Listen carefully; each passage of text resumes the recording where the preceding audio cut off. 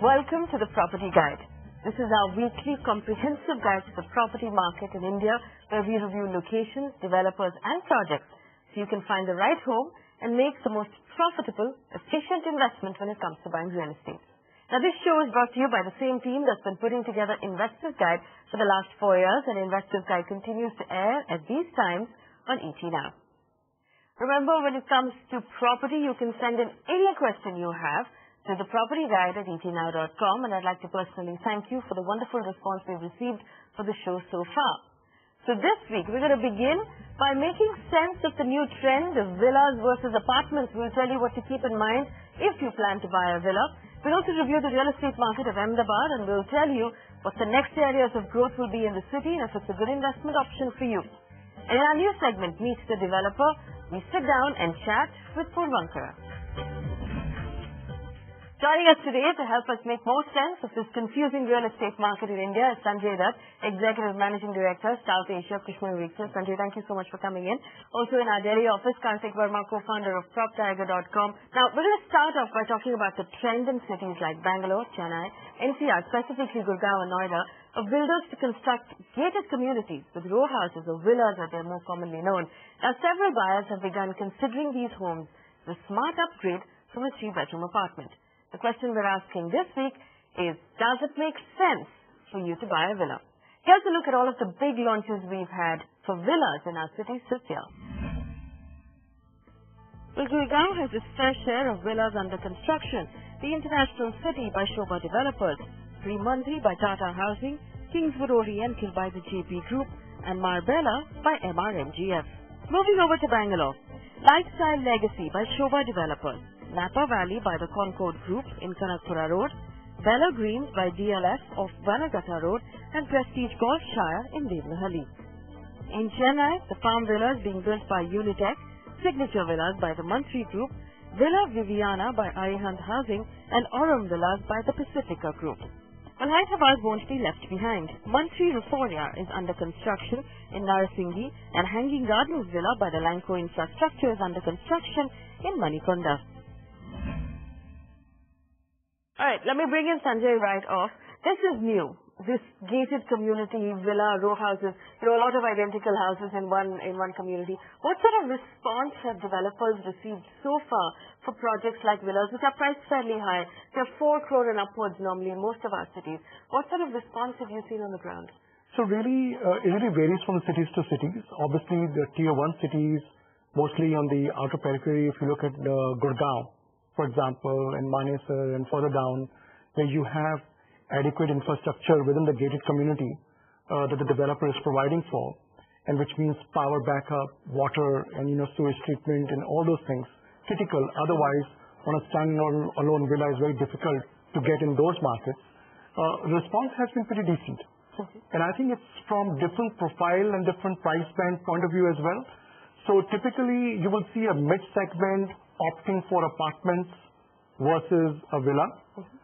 Then there is another segment which looks at villa as a second buy, more to be associated with lifestyle, second home, and Gurgaon and distances to Aravali or towards Manesar are just decent enough for you to have a second home and being able to throw a kind of a weekend party or something of that sort. Right. I'm going to bring in Karthik here. Karthik, for an end user who's looking at living in one of these homes, Sanjay just told us about the fact that it's important for us to consider the infrastructure that will come with these communities.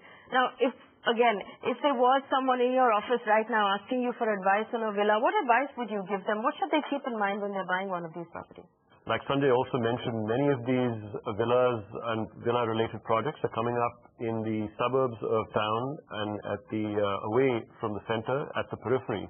So if your commute is going to change from 15-20 minutes to more like 45 minutes to an hour, first of all, you need to answer for yourself whether a one-way commute of 45 minutes to an hour is something that you can afford. So, for instance, in Bangalore, a lot of the relatively cheaper priced villas, I know you talked about some villas costing 4 crores, which is true, but there are certain villas that are costing about 1.5 crore, 2 crores as well, but they're all coming up at the end of Sarjapur Road, end of Electronic City, and if you do want to live there, it's not the same thing as just being a hop, skip, and a jump to work. and that can decide the quality of life for a lot of people. And if you're looking at it purely from an investment perspective, many of these villas that are somewhat more affordable than the 4 crore variety you talked about will probably need at least 5 to 10 years of infrastructure development going forward ahead. And if you believe that this is an area that will receive that kind of infrastructure development, then by all means, investing in a villa and then by implication in land on which the villa is built can certainly be a good investment, but it will take at least 5 to 10 years to work out. What do you tell us about Bangalore and Chennai, where we are seeing these villa projects come in right now? Of the cities in the south, which of these cities has a larger market for resale properties? So, for example, if there's someone who's considering investing in these projects for the next 5 years, will he find buyers at the end of 5 years? Bangalore and Chennai are amongst the most traditional markets, and that's where the original mindset to buy land versus apartment still holds very strong vis-a-vis Mumbai and Delhi, where a lot of lifestyle has changed towards apartments. So really, Bangalore is the highest absorption because of its economic activity and also being able to attract foreign investors to that city as a place they would like to own a real estate.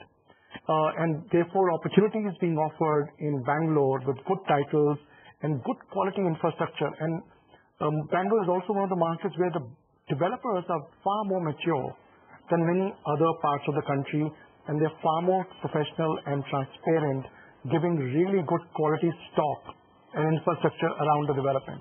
So really, Bangalore would score high, although Chennai is again a very good market, again traditional market, and opportunities on the outer peripheral locations of Oragadam, OMR, beyond Sursuri, or even up to Pondicherry and all, where a lot of township projects are coming up, holds equally well.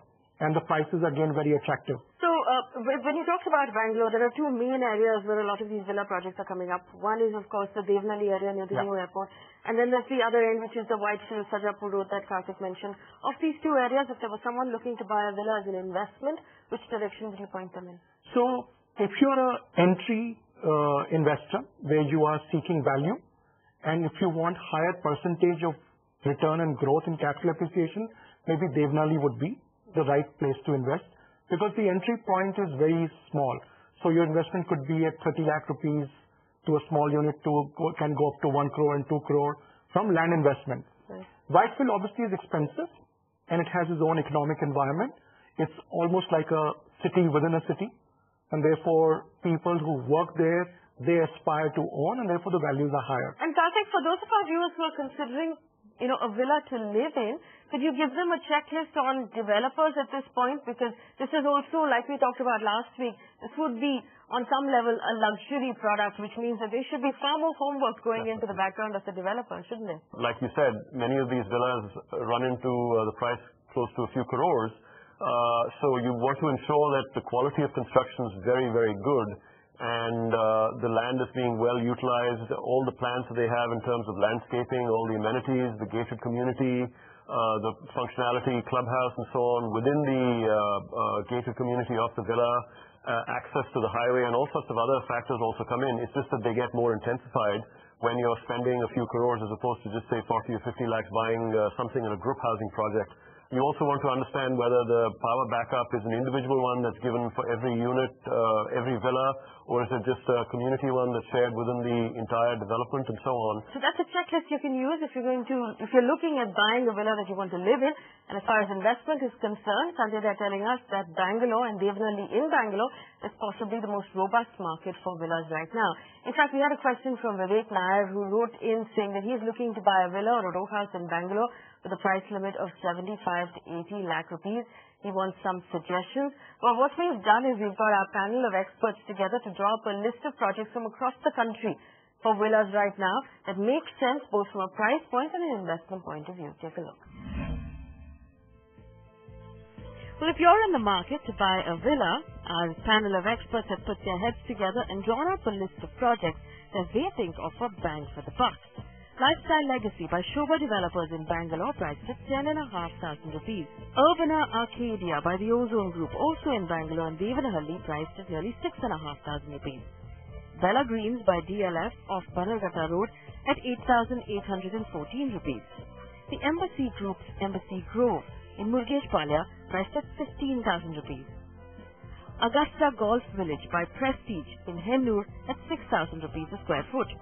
Aurum Villas by the Pacifica Group in Chennai, priced at 4,570 rupees, and the Signature Villas by the Mantri Group of ECR Road in Chennai, priced at 8,340 rupees.